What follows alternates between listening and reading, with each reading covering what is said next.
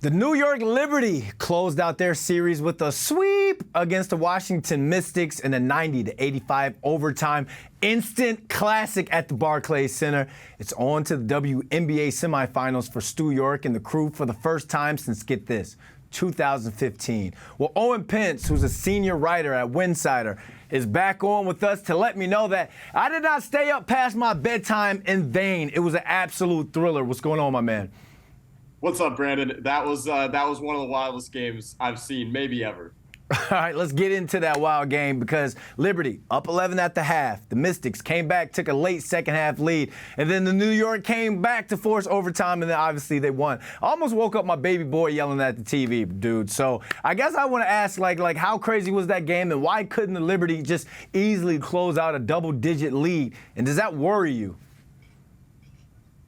Well, to start, how crazy was that game? I mean, 11 out of 10. It was unbelievable. There were moments where I stopped analyzing, while being there and just kind of was tapping people on the shoulder. We were all losing our minds.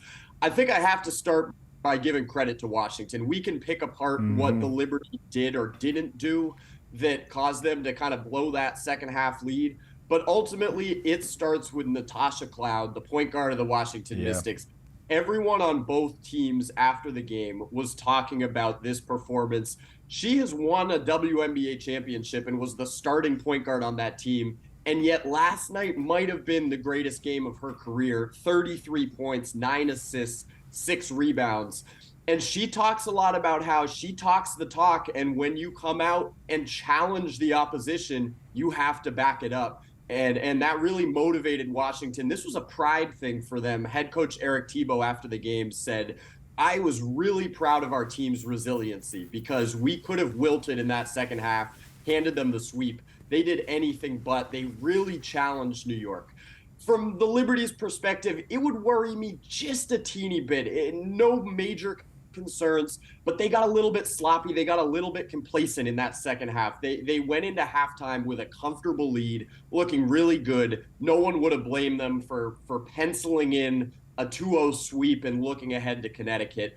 They started to turn the ball over a little bit in the second half, got a little bit sloppy, a little bit stagnant offensively, and Washington ran with it to their credit. But I don't think I would draw any major concerns from this because ultimately this was Washington's doing. They are a really impressive team, a team that everyone said, Coach Sandy Brondello of the New York Liberty after the game said, this is a 3 seed. This is not a 7 seed. They had a lot of injuries this season, withstood a lot of adversity. So ultimately you could pick apart, nitpick what the Liberty did wrong, but you got to give credit to Washington for making that the instant classic that it was. Yeah, you mentioned Natasha Cloud. She was giving the Liberty all type of misfits like my iCloud gives my iPhone misfits. I don't understand the upgrade. But let's take our viewers to basketball school. I'm going to need you to grade the Liberty's first round performance overall. You gave that game an 11 out of 10. I wish I could have got that in high school. My GPA would have been up. So what grade would you give the Liberty for the overall performance? What are the positives and what are the negatives?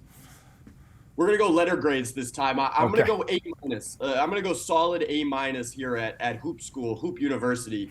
It was a great performance. You can't argue with a 2-0 win in the first round against a really solid 7 seed, as I just mentioned. Washington is a tough team. They were not at 100%. Elena Deladon, 2-time MVP, clearly wasn't the former MVP type player in this series. She looked quite limited, to say the least.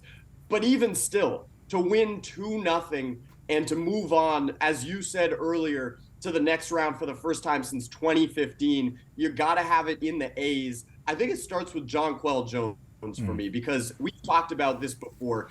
The Liberty go as Jonquel goes, and they continue to be undefeated when Jonquel posts a double-double as she did last night. 19 points, 14 boards on only 9 shots attempted. She is impacting these games and frankly is unstoppable in the paint right now. That's got to be the biggest positive takeaway for the Liberty.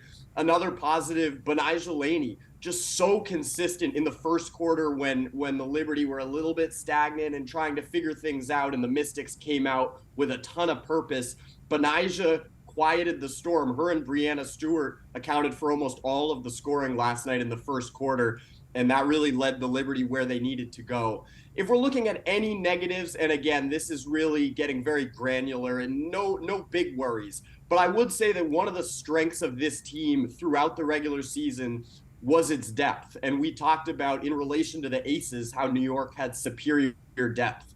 Well, it's starting to look like this is kind of a 6-player team right now. Maureen Johannes played only 4 minutes, and those were all in the first half, did not see the floor in the second half. Stephanie Dolson not playing a major role. She's a former WNBA champion. Really, Kayla Thornton is the only player right now coming off the bench who's getting serious minutes and making an impact. So if there was anything that knocks this from an A+ down to an A-, it's the fact that the starters are playing heavy minutes already in the first round, and we're not getting a ton from the bench other than KT, like maybe Liberty fans thought they would.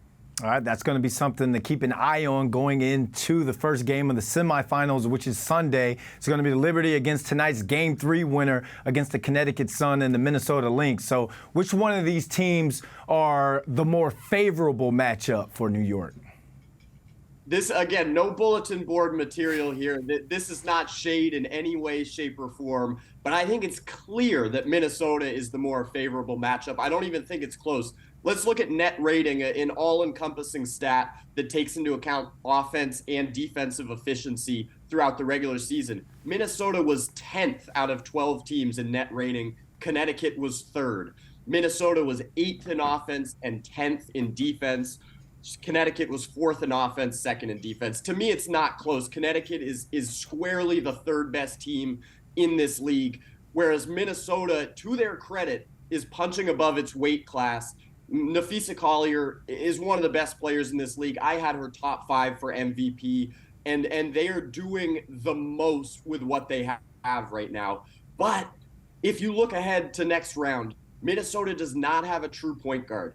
They do not have a lot of shooters and spacers on the floor. Kayla McBride is playing some of the best basketball of her career, but she's really one of the only ones who's spacing the floor on a consistent basis and putting pressure on the defense.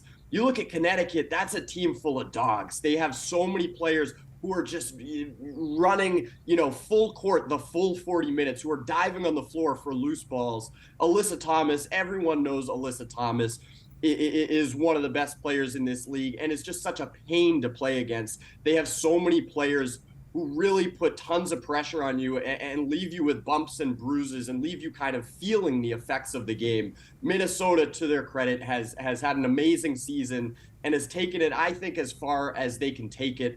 I see Connecticut winning tonight, and I think that's going to be the tougher test for New York in the semifinals. Either way, tonight's Game 3, I'm sure, is going to be another instant classic. Owen Pence, thanks for joining us, my man. Brandon, appreciate it as always.